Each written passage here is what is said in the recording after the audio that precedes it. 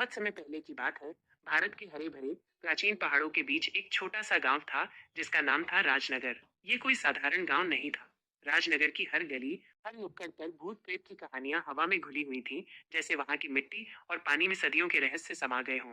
यहाँ के निवासी, चाहे वे बच्चे हों या बूढ़े, इन कहानियों को बड़े चाव से सुनते और सुनाते थे।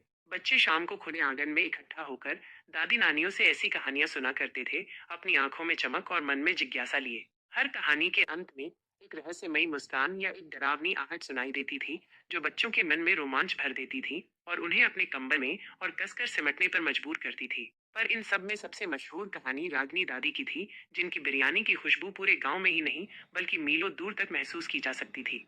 सुबह से लेकर शाम तक उनके घर से उठती बिरयानी की खुशबू राहगीरों को भी अपनी ओर खींच लेती थी, जैसे कोई अदृश्य धागा उन्हें बांध रहा हो। लोग कहते थे कि उस बिरयानी में सिर्फ मसाले और चावल नहीं थे, बल्कि रागनी दादी का निस्वार्थ प्यार, उनका अनुभव और एक ऐसा जादुई स्पर्श था जिससे पेट ही नहीं बल्कि आत्मा को भी तृप्त कर देता था।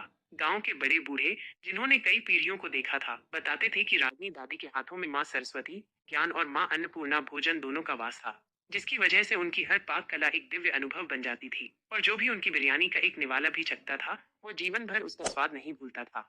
रागिनी दादी का एक ही पोता था, आर्यन, जो शहर में अपनी उच्च शिक्षा प्राप्त कर रहा था। आर्यन ने गांव की सरल, शांत जिंदगी छोड़कर शहर की तेज तर्रार दुनिया देखी थी, पर उसका दिल हमेशा राजनगर और अपनी दादी की मधुर यादों में ही बसता था। उसे याद था कि कैसे दादी उसे अपनी अद्भुत कहानियां सुनाती थी, जहाँ जंगल के हर पेड़ और नदी के हर पत्थर की अपनी कहानी होती थी, और कैसे उनकी बिरयानी की खुशबू उसे हमेशा सुकून देती थी, चाहे वो कितना भी परेशान क्यों न हो। अब उसकी पढ़ाई पूरी हो चुकी थी और वो अपनी गांव, अपनी जड़ों की ओर वापस लौट रहा था। दादी को अपने पोते से बहुत लगाव था और उनके जीवन का सबसे बड़ा सुख आर्यन की मुस्कान और उसकी खुशी थी। उन्होंने आर्यन के स्वागत में एक भव्य दावत देने का फैसला किया, और उस दावत का केंद्र बिंदु थी उनकी मशहूर बिरयानी, जिसकी यादें आर्यन के बचपन से लेकर अब तक उसके साथ थी। बचपन में आर्यन हमेशा दादी से कहता था, दादी, आपकी बिरयानी का स्वाद तो स्वर्ग से भी अच्छा है। मुझे लगता है स्वर्ग में भी ऐसी बिरयानी नहीं बनती होगी, और अगर बनती भी होगी तो भी आपकी जैसी नहीं होगी। पर उस बिरयानी के लिए उन्हें एक खास तरह की चमकदार लाल मिर्च चाहिए थी, जिसे गांव वाले अग्निशिखा कहते थे।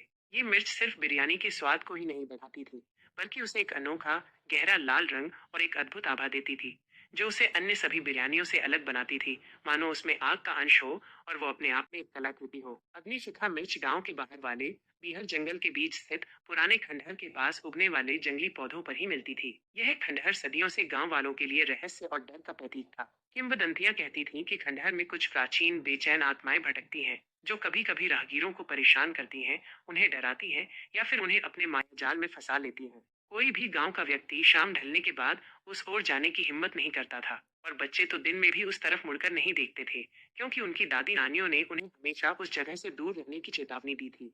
सूरज ढलने लगा था और आसमान में नारंगी रंग की चादर फैल रही थी, जो धीरे धीरे बैंगनी और फिर गहरे नीले रंग में बदल रही थी, जैसे प्रकृति अपनी अंतिम कलाकृति बना रही हो, एक चित्रकार की तरह रंगों को बिखेर रही हो। रागनी दादी को थोड़ी जल्दी थी, क्योंकि उन्हें पता था कि अंधेरा गहराने से पहले उन्हें अग्निशिखा मिर्च तोड़नी होगी। उन्होंने अपनी पुरानी, हल्की हल्की टिमटिमाती हुई लालटेन उठाई और अकेले ही खंडहर की ओर निकल पड़ी।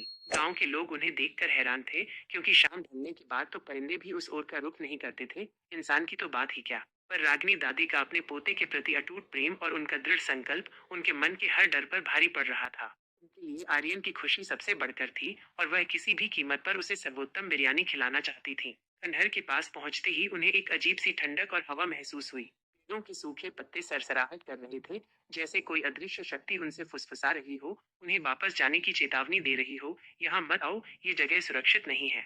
हवा में एक अजीब सी गंध थी, जो मिट्टी और बारिश के साथ कुछ और भी थी, कुछ अलौकिक, कुछ ऐसा जो इस दुनिया का नहीं था, मानो समय भी वहां ठहर गया हो और उस जगह को अपने आगोश में ले लिया हो। जैसे ही उन्होंने पौधों से मिर्च तोड़नी शुरू की, उन्हें अपने ठीक पीछे एक ठंडी सरसराहट और किसी के खड़े होने का स्पष्ट एहसास हुआ। रागनी दादी ने अपनी उम्र और अनुभव का सहारा लेकर हिम्मत जुटाई, एक गहरी सांस ली और धीरे से पलट कर देखा तो उनकी आंखें फटी की फटी रह गईं। सामने एक लंबा, बहुत ही पतला और पूरी तरह से सफेद भूत खड़ा था। उसकी आकृति धुंधली थी और ऐसा लग रहा था मानो वो सिर्फ हवा और चांदनी से बना हो। एक पारदर्शी आकृति जो किसी भी पल गायब हो सकती थी, पर उसकी उपस्थिति बहुत ठोस थी। उसकी मौजूदगी से आसपास की हवा और ठंडी हो गई थी।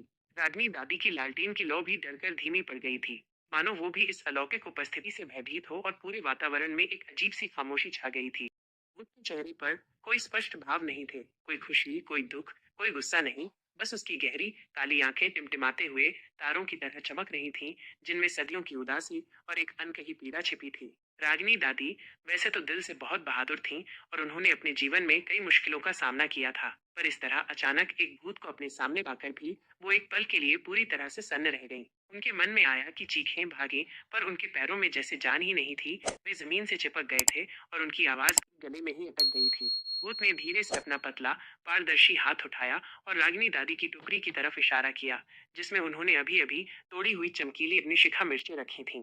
ऐसा लग रहा था जैसे वो कुछ मांग रहा हो। उसकी आंखों में एक अजीब सी लालसा थी, एक ऐसी भूख जो सिर्फ शारीरिक नहीं थी, बल्कि आत्मा की गहराई से उठ रही थी। रागिनी दादी ने सोचा, लगता है इस भूत को भी मिर्च पसंद है। शायद यह आत्मा कभी इंसान रही होगी और मसालों की बहुत शौकीन होगी, और अब भी उसे भौतिक चीजों की भूख सता रही है।